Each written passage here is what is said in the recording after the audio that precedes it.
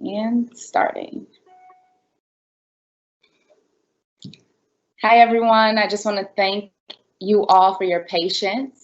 Technology is on our side sometimes and not on the others. I am Tyra Eiland, and on behalf of the Wisconsin Herd, I want to welcome you all to our Lessons in Leadership. We have the awesome Matt Doherty on the line. He has been in a head coaching position all around from college to the NBA, so he has a ton of expertise, and we are going to jump right into it so we can get some of his wisdom and knowledge. And due to technology, you will hear Matt on audio, and we don't have him on video, but we want the insight and we'll still get that through audio. So Matt, I'll toss it to you and we can talk about you defining leadership. Okay, thanks for having me on. So how would you define leadership in your experiences so far? Oh, sure. You know, it's pretty basic. I'm fundamental, Tyra. Being a basketball coach, you know, to me, it all comes down to fundamentals. And as basic as this sounds, anyone that can establish a following of one or more people is a leader. I mean, it's can you get people to follow your leads? Plain and simple. Now, there are good leaders and there are bad leaders. Like Adolf Hitler was a tremendous leader, but he was a bad person. Martin Luther King, on the other hand, was a great leader with a great heart that was trying to do God's work. So, you know, and then a little kid you know, I'm watching kids across the street. They're playing games with the pandemic. Kids are out of school. It's like camp in my neighborhood, right? These kids are running around and, okay, I'm looking at who's the leader. Is it, you know, is it the tallest one? Is it the one with the sharpest tongue? Is it, you know, the older one? You know, who is that leader? And it starts at that very early age. I love that you said that. I even look at my kids now. You can see it so early as youth are growing up, their leadership styles, even when they don't recognize it. And so when you think back to your playing career, who were some of the leaders that you played with? Yeah, I was a freshman at North Carolina. We had an All-American named Al Wood. Al got drafted in the NBA, played for several years. And I think he was probably the best leader I played with because, one, as a freshman, you're really impacted by the leadership. You know, you don't know, so you're really looking to follow. And you're so concerned about fitting in. And, you know, are you going to get bullied? Are you going to be included? And I think inclusion is such a big word in leadership that I learned on my leadership journey. And Al was great at including people. Al had a great sense of humor. He had a great laugh. He made people feel good. He would give you confidence, but yet he'd hold you accountable. I really think that's the art of leadership, is the balance. Emotional intelligence we talk about a lot. I didn't know what emotional intelligence meant, Tyra, till I got fired at North Carolina in 2003, and I went on a leadership journey. And I'm sitting in a class at Wharton at Penn, taking a leadership seminar for a week, and there's a teacher talking about emotional intelligence, and I'm like, emotional intelligence? What's that? And as I'm learning in this course, I kind of hit myself in the forehead, and I'm like, oh my gosh, you know, if I would have taken this course, I might still be the head coach at North Carolina. So Al was just a tremendous inclusive leader that led also by his hard work and listening to the coach, and was very inclusive. You know, a little thing like he'd give the freshmen a ride to practice, feeling included. And I talk a lot about respect. And one thing that every person, and I talk about core values. To me, the number one core value, Tyra, is respect. Because right now, as we see in our country with all the civil unrest, if people felt respected, we wouldn't have the civil unrest we're dealing with. You're hitting on a lot of points. I mean, with your diverse portfolio, you talk about being a player, a coach, a commentator, a public speaker, a scout. You have a diverse portfolio. And when you see everything that's happening in our communities, in our country, what and you've talked about inclusion and you've talked about respect. What's one thing that you would challenge leaders who are listening right now to implement in their homes, in their communities, in their workplace? Yeah, well, that's where it all starts. It starts in the home. You know, there was a great video. Rex Chapman, who played in the NBA for a long time, he's a great follow on Twitter, and he sent out a Twitter video of two. They look like they were in New York City. A white boy. I mean, literally probably 2 years old tops, and a black child, 2 years old tops, and they are running towards each other on the sidewalk in New York, and they hug, and then they go chase each other. Like,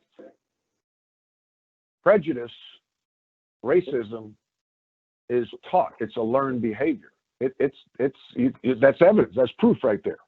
So what is being taught in the home? What is being accepted? What is not? And then, you know, Martin Luther King talks all the time, silence. You know, are you going to stand silent? You know, are you going to step up? Are you going to stand up for something? Because if you don't stand for anything, you'll fall for everything. And so I talk a lot about being silent. And I remember when I was a head coach at SMU, and I was recruiting a player in Plano, Texas, and an African-American player. His coach was white. We were playing golf, a couple other guys who were white. And on the first tee, someone starts to talk, say a joke, and it was racist. And I had to pause. I had a moment, and we all have these moments, and they're really like 5 seconds, but they feel like they're 10 minutes long. And I'm like, oh gosh, okay, what do I do? Do I chuckle? Do I stay silent, or do I speak up? Now, there's things at risk here. I'm trying to recruit this player. And if I speak up, maybe I offend somebody and I don't get to recruit the player. But I am coaching, 75% of my team might be African American. And then, oh, by the way, what is right? Like, what's right? Like, and so I spoke up. I said, hey, I really appreciate it if you don't use that kind of humor. I don't appreciate that. And there was a little silence, but they knew where I stood. And I think that's leadership. That is important for each and every one of us to nip those little things in the bud. It's like a weed in the backyard. If you don't put Roundup on that damn thing and take it out, it's going to grow. And all of a sudden you have a yard of weeds. So it's just what's acceptable to you. And you can't have it both ways. You can't like accept it in a joke and not stand up, and then you bump into an African-American friend in a restaurant, or you see somebody, you're like, hey, how's it going? And act real respectful. That's bull. That's a bunch of Chicago bull. Okay.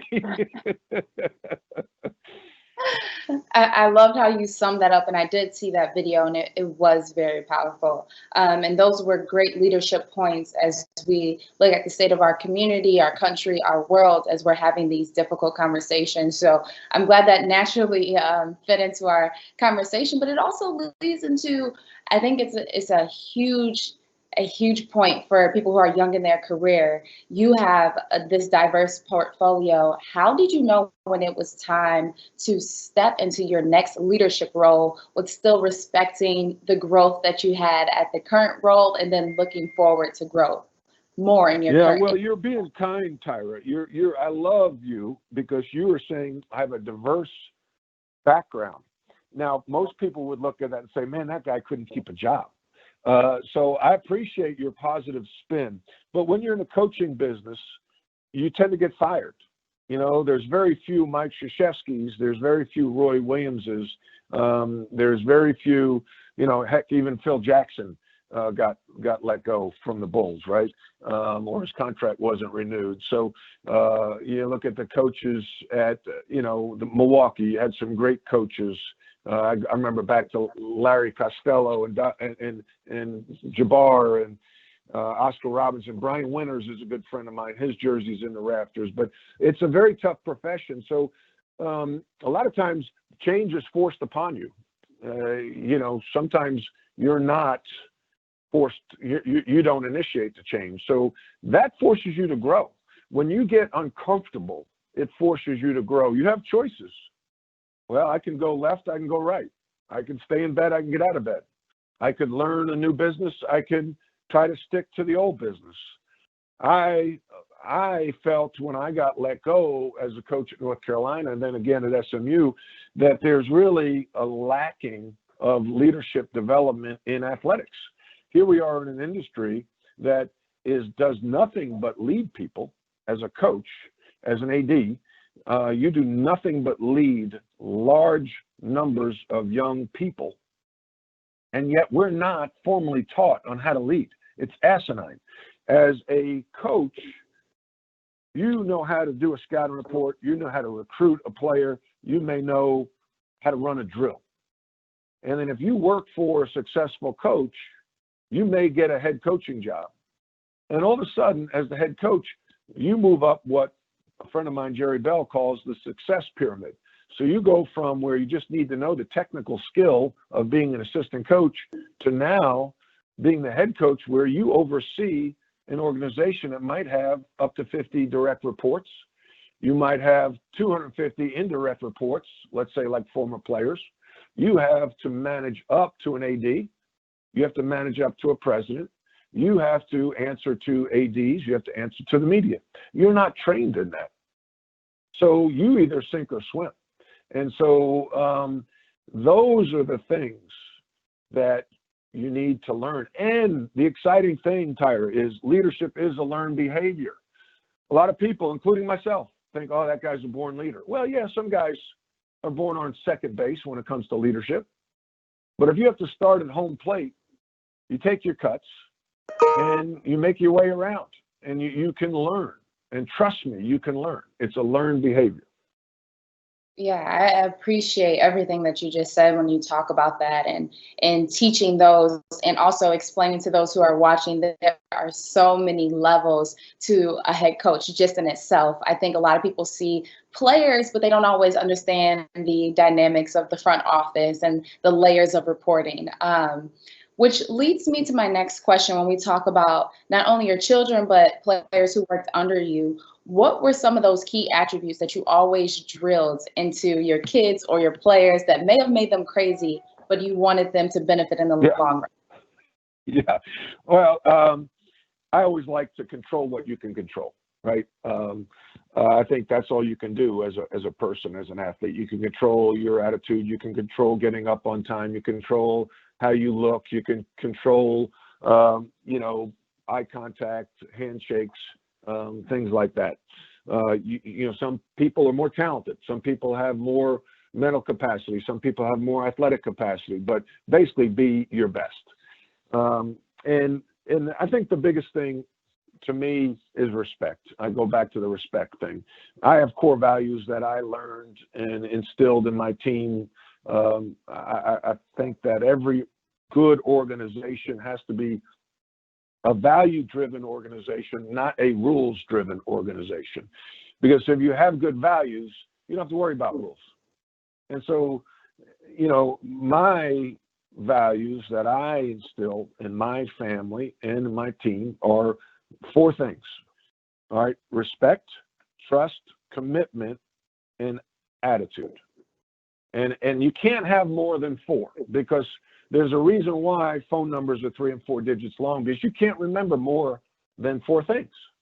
That's hard to do. And so I also like to make it, kind of a catchy acronym, RTC A. All right, and then you can make a sentence out of it.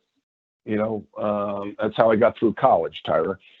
So you have to play those games. So you want people that will understand your values and mission statements, and that it's living and breathing, and that the leaders need to model that behavior. So if I talk about respect, trust, commitment, and attitude, and I treat the janitor with disrespect, well, then who am I? I'm a fraud. So respect is number one. Trust. Can I trust you that you'll do what you said you would do? And that goes both ways, and that's developed and it's earned every day, because trust is hard to build. It's easy to destroy. And then commitment. Are you committed to being the best teammate that you can be? Are you committed to being a good citizen? Are you committed to being a good student? Are you committed to your team? Are you committed to, and that's a two-way street. And then attitude. I'm big on positivity. I don't like to be around negative people. I want people that have a can-do attitude, that are resilient, that are willing to overcome obstacles, that are going to be a team player. Pick up a piece of trash if you see it. Don't wait on someone else to do it, because technically it's not your job. It's everybody's job. So those are the core values that I try to instill in my team and my family. The most important group we lead is our family. I love that. I feel like I need to go get my whiteboard and pillars for my kids. They're young, they'll know it early. That was a great nugget. Oh, thank you. You sound too young to have kids, Tyra. Oh, I have a nice house full. Oh, good for you. So I'll transition into some fan questions to make sure that we get those out before the time allows. So we have Tamara. When did you, we got cut off. Tamara, when did you have your alma mater moment, like aha, when you knew you were going to be successful? So what was your aha moment for that? Oh, gosh. I think that one thing, this sounds kind of weird. I think I'm driven by the fear of failure. And that's not great. And I think one thing that I needed to give myself was more confidence. And that may sound ridiculous, but you feel like, hey, so you always want to be prepared. But I guess when I became a head coach at Notre Dame, and, we had some success early on, I felt like I could do this. I remember leading up to the first season, there were times where I wish I was back at Kansas as an assistant. But I think after that first season and winning some games, I'm like, okay, I can do this. I think I understand how to coach. I understand the game. But I tell people, I write a blog. My website is Coach Doherty, CoachMattDoherty.com. And leadership's like golf. I mean, you think you've got it going, and you're parred a couple of holes, and you're confident. All of a sudden, you're on the next tee box, and you just hit it out of bounds. And then you got to re-tee, and your knees are shaking a little bit. You're hyperventilating. That's like leadership. You think you got to figure it out. Like, let's say in the NBA, Adam Silver. Things were kind of going along. Okay. Then coronavirus hits. I mean, you talk about change. And now you have the civil unrest. All that impacts how he leads. And so when you think you've got it going and it's smooth sailing, you're going to get smacked in the back of the head. So I don't know if I ever really felt like I got this figured out, because you're always worried about what's next. That was a great answer. And I think one thing that we haven't talked about, and you just showed in your lifestyle, is a leader being vulnerable to the people in which they're leading, and how important that is, and how that drives success as well. Well, I think most people want to follow authentic leaders. And if people stand up there and act like they've never made a mistake, you don't have a connection, because people can't relate to that. So I think when a leader, like I talk a lot about failure. I talk about failure. I go up and I said, I failed.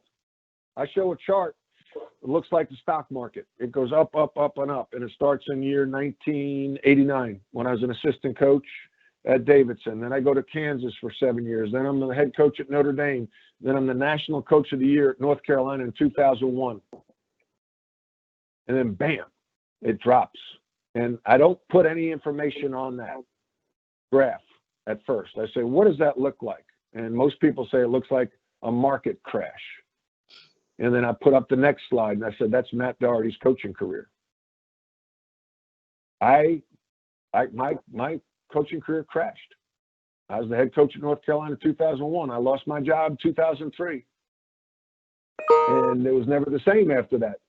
But what do you do? What do you do?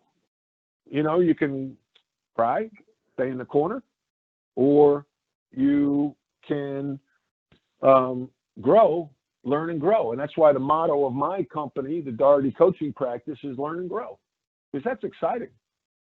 And as a coach and as a player, when you have a bad game, what do? You watch the film. What mistakes did I make? How can I get better? And that's what I did with my career, and that's when I went on my leadership journey in 2003. And I believe that leads into a fan's question, Dominic. He said, what advice would you give to someone who's entering the coaching field and someone they want to advance their knowledge of the game as well? Whew. Coaching is so challenging nowadays because of social media and kids transferring. I'd say it's more, the art of coaching is more important than the science of coaching. And what do I mean by that is I used to think that the X's and the O's were more important than the emotional connection to your players. That is not true. It is more important to have a good relationship with your players and for them to respect you and you to respect them than to have the most intricate offense or defense you can find. Because if they don't respect you, they are not going to play hard for you. They are not going to listen. So it's more important to have that emotional connection. So you want to prime good feelings with your team. And you can do that and still be a disciplinarian. I mean, I look at Tony Dungy, you know, very religious coach, won a Super Bowl. I look at Dean Smith. I never heard Dean Smith curse in my lifetime. The head coach at North Carolina. Won 2 or 3 championships. You know, so the emotional connection, the respect, emotionally connecting with your players is more important than having a sexy out of bounds play. That's a good point. And I know we've gone over just a little bit. We're going to answer one last fan question for those of you who are still tuned in. Thank you. It's Cynthia. What has been the most unexpected thing about your job or jobs as we look at your resume? Ooh, that's a really good question.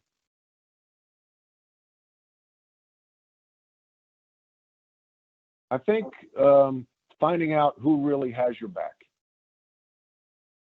I think that's the most important thing is, you know, go back to the trust thing, respect, trust, commitment, attitude, you know, being around people that really have your back.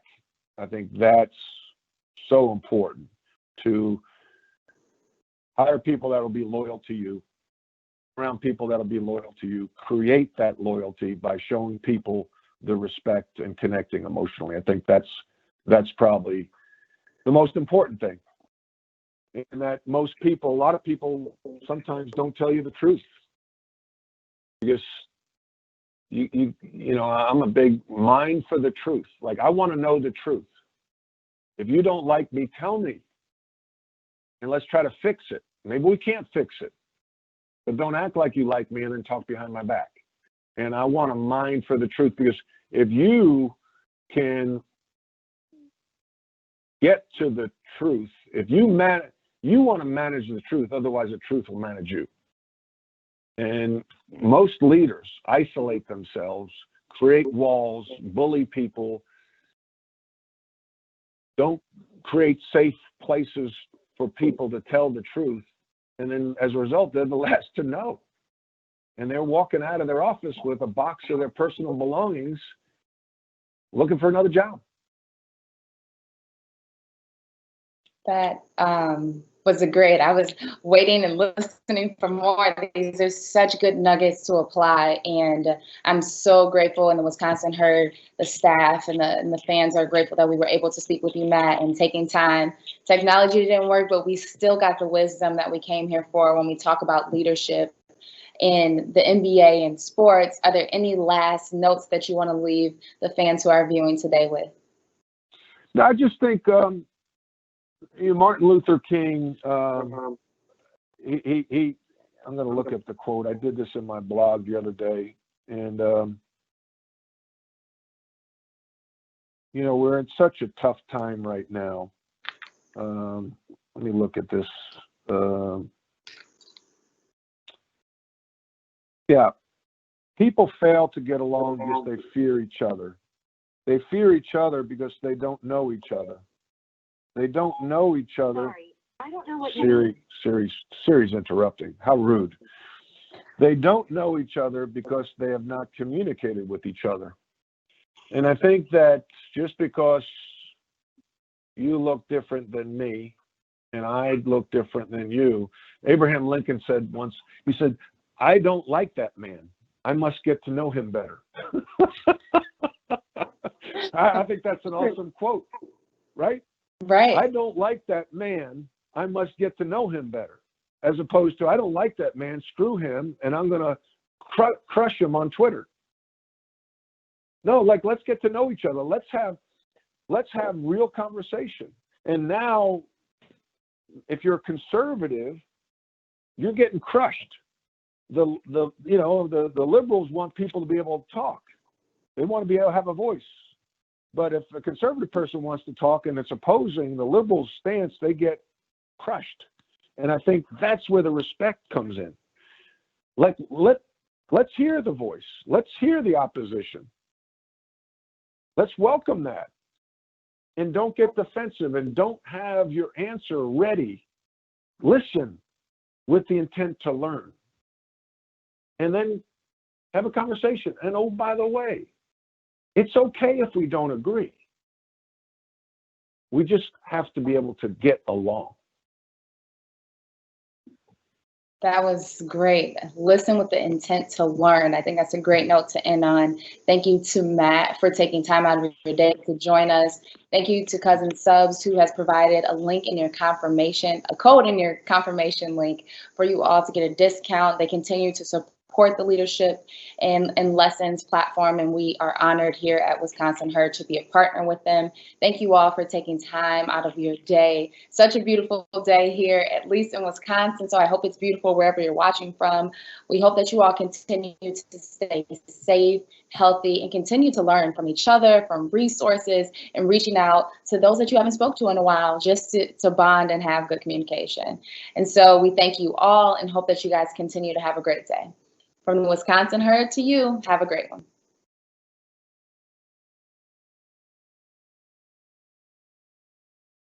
That was great.